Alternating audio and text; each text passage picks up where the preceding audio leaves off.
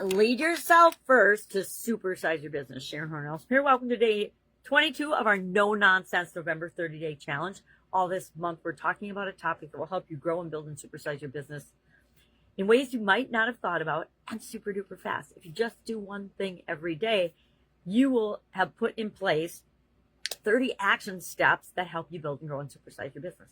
So what's going to be today? Today we're talking about the concept and the idea.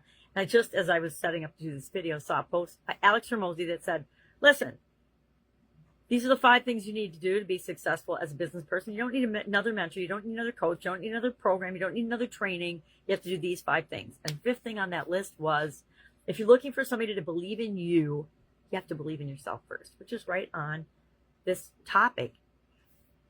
All the time we say, and we tell people, or at least I do, you have to be sold on what it is that you're offering other people, because if you're not, nobody else is going to buy into it either. If you don't believe in yourself, if you don't believe in your products and services, if you don't believe you can really help people grow and transform and become a better version of themselves, if you don't believe that you can do those things and are setting the example for that, it's going to be a hard road, because everything we do, everything we create begins with an idea, a thought, and then us taking inspired action toward making that a reality. That's why I say, as soon as you think of something or notice something, take an action immediately to enhance it if it's something that's getting you the results you want, or stop doing it if it's something that is actually causing you to go backwards in any area or aspect of your life, especially in our business.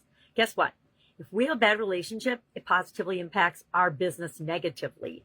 If we have a great relationship, a supportive relationship, that positively impacts our business, because we're not taking up any bandwidth or energy with that situation. All our lives are totally interconnected with all the 9 life framework areas, right? Physical, mental, emotional, spiritual, financial, relationships, contribution, confidence, and communication, right? All of those totally interact with one another. And I share a graphic every month, which I haven't shared this month, of how it looks. It looks like a big old multicolored spider web. So how do we go about leading ourselves first? Well, I say first and foremost, become more self-aware. Understand who you are, what you stand for, what you do, why you do it, and then just start sharing that with other people as is appropriate, right? We don't spit up our business on everybody on the planet, because we're not for everyone. I'm sorry. In case no one told you today, everybody isn't going to love you. Everybody isn't even going to like you. Everybody is not going to want to get involved in your business or involved in your products and services, because it's just not the right time for them, or it's something that they have zero interest in, or it doesn't match their priorities. I love people who know what they stand for, know where they're going, and it becomes an easy yes or no for them whenever they're offered, or whenever they see an opportunity or a project, etc., or a collaboration, because it shows me that they're a person with integrity and character and boundaries and all the things that I always continually improve and aspire to have and create in my life.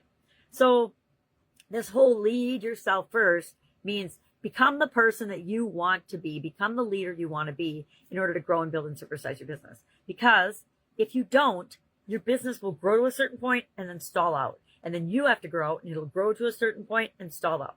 Why? Because you as the leader are setting the example for everything in the business.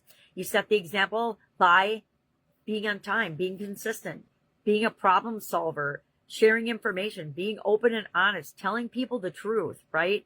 And it's always going to be our opinion is our truth, right? Our truth is actually our opinions, because everybody sees things differently. It's the nature of humanity, and it's pretty interesting. It makes things really, really interesting, I think. So teach others how to follow by your example. Set the example. Hey, if you want everybody to be on time to meetings, and like 5 minutes before they start, share that expectation, and then you make sure you're there 5 minutes before it starts, right? If you don't put something in place and then actually follow it and stick to it yourself, nobody else is going to. It's just like raising kids. Do as I say, not as I do.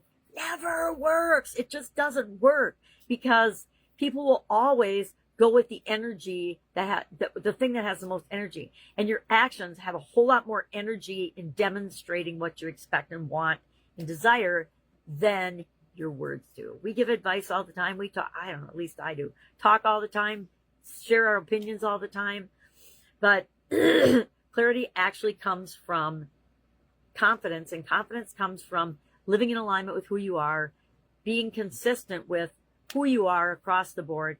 I used to, and I will admit this, I used to be a different version of myself in corporate America. A very buttoned up, very serious, very action-oriented version of myself. Well, I guess I'm action-oriented everywhere, but very, very cautious about sharing anything because I worked in very male-dominated environments, and that just wasn't okay. It wasn't okay to ever feel anything or have any emotions. I mean, times have really changed, but back then I was a very different person, and it wasn't until probably my 5th corporate job that I went in to the interview and I said, hey, this is who I am. This is what I stand for. This is what you get. If this is a fit and what you're looking for the organization, I would love to be a part of it. If it's not, I'm going to keep looking until I find an environment where I can do that, where I can actually make a huge difference by being the example that other people need in that organization. Turns out I was a good example and the example that they wanted in that organization. And did I shake things up? Woohoo! All right. I digress. Our action item today is simply to think of one area that you're doing an awesome job setting the example and leading, and then pick one area, be a little bit vulnerable, be honest with yourself, that you know that you are personally challenged with. And you know what? The best way to deal with that is to talk to a couple other people in your organization about it and say, listen, as you know, I think it's important that I lead by example, but I am not strong in this area. How can I get better? Ask them, especially find a couple people you admire that are absolutely amazing at the thing that you want to be better at, and either watch what they do, follow what they do, pay attention to it. And if you can talk to them or message them, absolutely do that and say, hey, I value your consistency. How do you make that happen? How do you show up when you're exhausted and you just don't want to show up with energy and enthusiasm and excitement? I got answers for that. All right. That's it. If I can help you anyway, ask. Otherwise, make it an absolutely amazing day. And I will, of course, see you tomorrow.